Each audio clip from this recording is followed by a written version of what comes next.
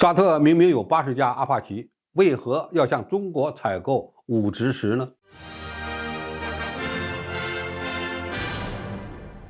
观众朋友，大家好，我是付全爽。在全球军火贸易市场上，中东地区因为产油国云集而被称为油霸和土豪市场。其中呢，就以沙特、阿联酋、卡塔尔等阿拉伯国家为典型代表。多年来，美国和法国一直是中东土豪的主要武器供应国。中国虽然占据了一定的市场份额，但还谈不上是主流。不过，随着美国力量从中东的撤出，再加上俄乌冲突引发的产油国与美国之间的矛盾，中东油霸们在武器采购上出现了偏向法国和中国的情况。有消息称，沙特阿拉伯就在珠海航展后从中国采购了40亿美元的军火，包括彩虹4B 无人机、鹰击21亿空对面导弹和激进猎手激光防空武器系统，以及双尾蝎无人机生产线。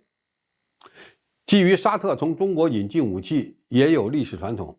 因此购买中国生产的具有性价比优势的武器系统也就能够理解了。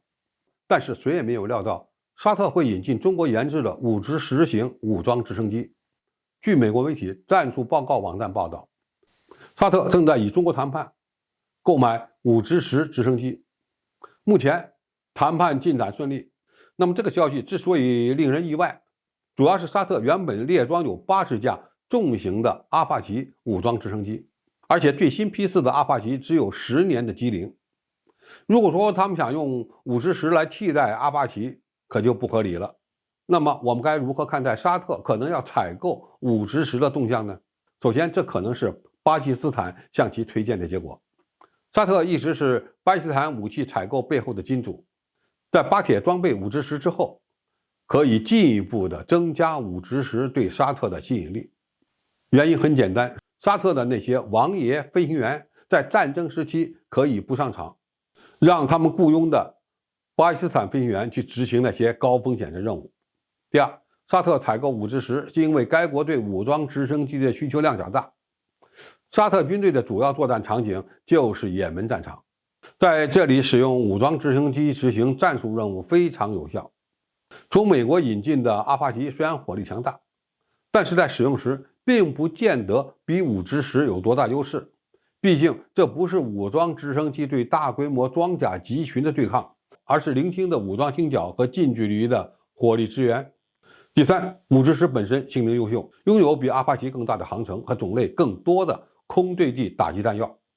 是一种好用也用得起的先进武器。5直10现有的技术水平非常高，特别是在换装了新发动机之后，其航程可以达到1120公里，并配备了毫米波雷达和全套装甲，以及多种电子对抗系统，再加上隐身性能突出，说它的战场生存能力超过美国的阿帕奇也不算吹牛。另外，5直10的价格相当便宜，单机价格约为2000万美元，这对许多国家而言可太有吸引力了。我们不妨对比一下，印度购买美国阿帕奇的单价约为1.5亿美元，菲律宾更是高达2.5亿美元一架，真的是买不起。美国光是为埃及升级43架阿帕奇就要价23亿美元，每架的改装费5000万美元，真的是改不起。第四，沙特购买5直10主要还是在地缘政治上背靠中国的体现。